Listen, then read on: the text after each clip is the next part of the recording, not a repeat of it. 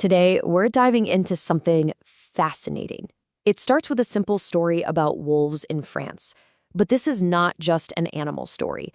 It actually reveals this hidden battlefield, a place where words are literally weapons, and the prize, well, the prize is reality itself. So it all kicks off with this really simple mystery. Picture this. By the 1930s, wolves are totally gone from France, extinct. And then, bam, suddenly in the early 90s, they're back. So the big question is, how? And the official answer to that question? Well, that's what ignited a war. Not a war with guns, but one fought with something way more powerful: stories. And if you want to understand just how high the stakes were, you just need to know this one number: 9,033. That's how many sheep were killed by wolves in France in just 1 year, 2014. So you can see, right? This was never just some abstract debate about ecology. For the people on the ground, this was a battle for survival. Okay, so how on earth does a conservation success story turn into an all-out war? Let's rewind a bit and set the scene for how these wolf wars really got started. So after being gone for decades, poof, the wolves are back in the French Alps. But here's the thing. These weren't just any animals. They were a rigorously protected species. I mean, if you harmed one, you were looking at years in prison and a huge fine. So you've got this collision course, right? On one hand, this amazing ecological comeback story. On the other, the actual livelihoods of shepherds whose flocks were suddenly, well, dinner. And this is where things really catch fire. Because the mystery of how the wolves got there, it's split into two completely different warring narratives.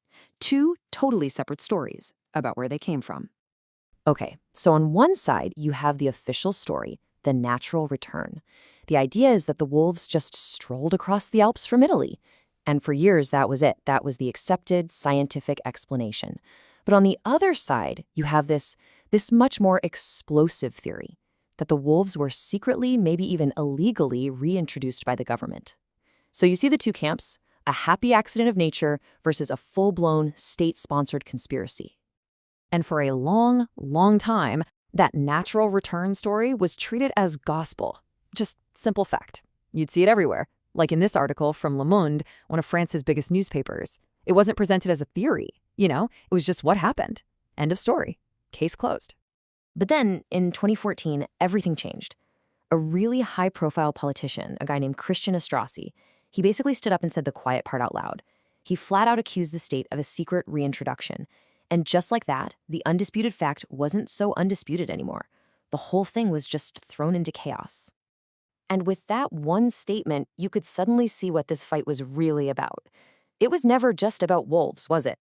It was about a much deeper battle, one fought on a totally invisible field, the battlefield of words. So there's a name for this idea. It's called the semantic space. The easiest way to think about it is like a public arena, an invisible battlefield where different stories and ideas are constantly fighting for control. It's the place where meaning itself gets hammered out and fought over. And here's why that's so important. In any conflict, whoever controls the dominant story, whoever wins on this battlefield, they don't just win the argument. They get to define reality itself. Wild, right? Okay, so if this is a battlefield, how do we actually analyze what's going on? Well, researchers have come up with some really powerful tools to decode these wars of words, and they give us this whole new way to see how influence really works. The basic weapon, or unit, fighting in this semantic space is something called a program. And a program is pretty much just a script. The natural return story, that's one program. The artificial reintroduction story, that's another. And these things are so powerful because they don't just describe the world, they actually give us permission to think, to speak, and to act in certain ways. They frame the whole problem and, kind of secretly, point us towards a specific solution. And these programs, they're not static. They're constantly changing through a process called, well, destabilization. So when a program is stable, we all just treat it like an obvious fact. Simple truth, right? But a successful attack can destabilize it. It can take that solid fact and turn it into a controversial opinion. It's that moment where the ground literally shifts beneath your feet and everything you thought was true is suddenly up for debate. And check this out, because this perfectly maps onto our wolf story. Step 1. The natural return program is stable. It's just a fact, everyone accepts it. Step 2, the intervention. That politician, Estrosi, makes his big statement, and what does that do? It creates tension. Step 3, the original program gets destabilized. It's no longer the story, it's just a story. And just like that, reality is completely up for grabs. But here's a crucial point. This isn't just about tearing down old facts. This process can also be used to build up entirely new ones from scratch.